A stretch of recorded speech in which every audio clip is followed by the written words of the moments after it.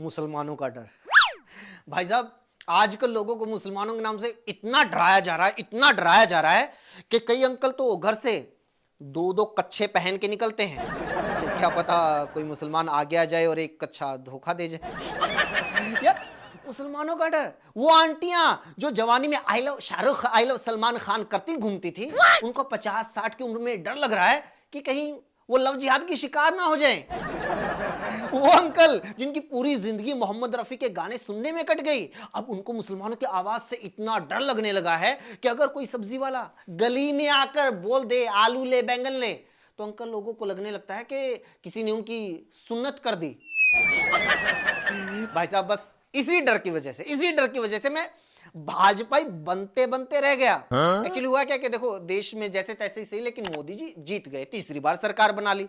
हरियाणा में भी तीसरी बार बीजेपी जीत गई, महाराष्ट्र में फिर से बीजेपी जीत गई। तो बीजेपी की बैक टू बैक जीत के बाद मैंने सोचा कि क्या ही विरोध करना जब लोगों को कोई फर्क ही नहीं पड़ता। तो बहुत हो गई ये बीजेपी के खिलाफ नेगेटिविटी, ये बंद करनी चाहिए। और ये बंद कैसे होगी? अपना पॉलिटिकल पॉइंट ऑफ व्यू बदलने से। क्योंकि आप कांग्रेसियों के बीच में, जो विपक्षी पार्टियों के लोग हैं, उनके बीच में बैठेंगे तो वहां हमेशा नेगेटिव बातें ही होंगी। मोदी तो ऐसा है, मोदी तो वैसा है, इकोनॉमी बैठ गई, महंगाई खड़ी हो गई, बेरोजगारी बड़ी हो गई। मतलब ऑपोजिशन वाले तो हर चीज में नेगेटिविटी ही देखेंगे। तो मैंने सोचा कि अपना सर्किल बदल लेते हैं।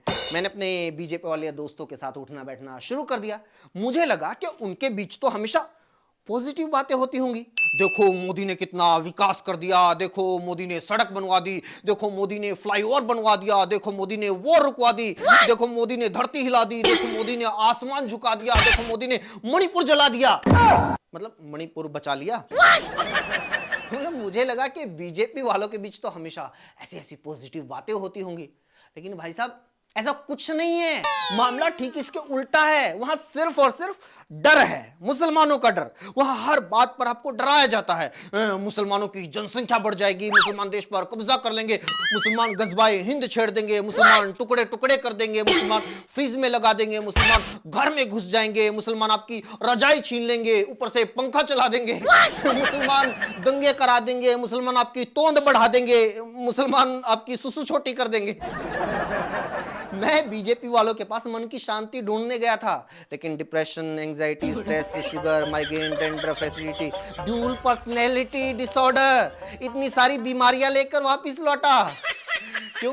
क्योंकि वहां पर कोई पॉजिटिविटी नहीं है, डर है। और इतना डर कि जिंदा तो जिंदा, ये लोग मरे हुए मुसलमानों से भी डरते हैं। नॉर्मली लोग जो होते हैं वो पीने के बाद अपनी एक्स के बारे में बात करते हैं, लेकिन मोदी भक्त पीने के बाद भी औरंगजेब के बारे में बात करते हैं। भाई मुसलमान तो मुसलमान, ये लोग मुस्लिम नामों से भी बहुत डरते हैं। इसलिए इनको ये लगता है कि मियां खलीफा कोई आतंकी संगठन है।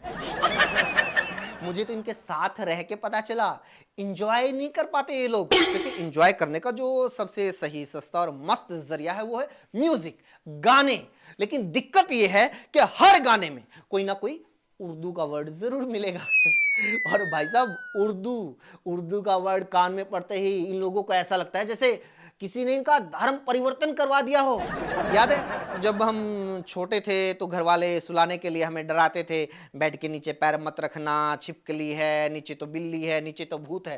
अंधभक्तों की संगत ने मुझे उसी स्टेज पर पहुंचा दिया, क्योंकि रात को सोने से पहले उनका व्हाट्सएप मैसेज जरूर आता था, और उसे पढ़ने के बाद मुझे सूसू के लिए उठने में भी डर लगता था कि कहीं तलवार लेके बेड के नीचे बाबर ना बैठा हो।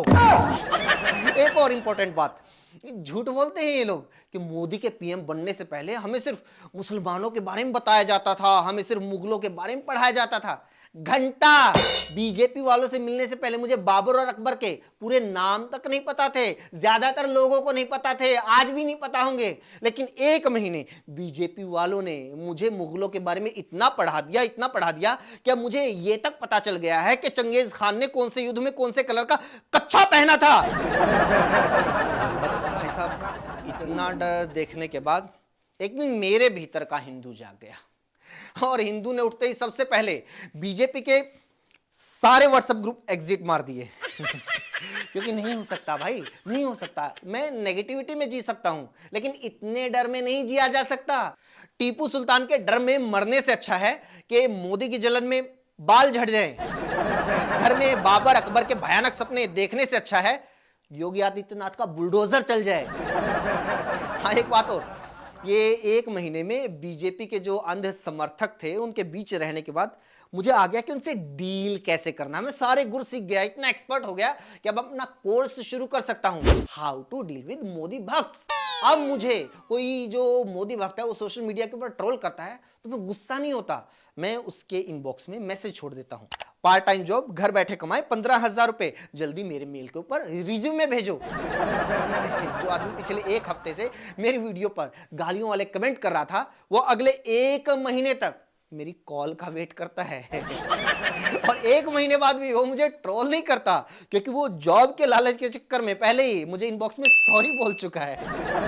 अब मुझे कोई मोदी भक्त ट्रोल करता है तो मैं उसको सीधा बोल देता हूं, भाई मेरा मकसद मोदी जी की आलोचना करना नहीं है बल्कि बीजेपी ज्वाइन करके डिप्टी सीएम बनना है। और ये बात तो हर एक भाजपाई को पता है कि बीजेपी में टिकट लेने, सांसद, विधायक, मंत्री, मुख्यमंत्री और उप मुख्यमंत्री बनने का सबसे आसान शॉर्टकट यही है, जमकर बीजेपी को क्रिटिसाइज करो और फिर मौका देखते ही बीजेपी ज्वाइन कर लो। सैकड़ों लोग ये ट्रिक अपनाकर आज सरकार के मजे लूट रहे हैं और जो बीजेपी के कोर भक्त हैं वो आज भी मुसलमानों के डर से खाट के नीचे उकड़ू बैठे हुए हैं।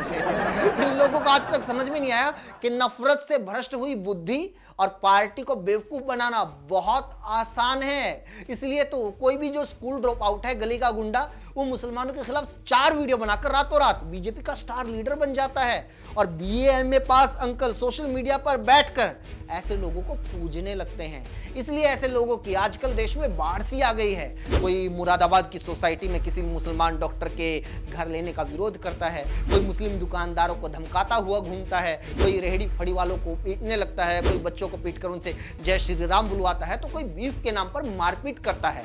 इनका मकसद है सिर्फ सोशल मीडिया के ऊपर वायरल होना और बीजेपी सरकार में जगह बनाना। लेकिन अपनी नेतागिरी चमकाने के चक्कर में ये लोग भूल गए हैं कि इनकी हरकतें देखकर पाकिस्तान में बैठे भारत के दुश्मन बहुत खुश हो रहे होंगे, क्योंकि वो लोग यही चाहते हैं कि भारत के लोग आपस में लड़ें, धर्म के नाम पर लड़े, एक दूसरे से नफरत करें, एक दूसरे का बायकॉट करें।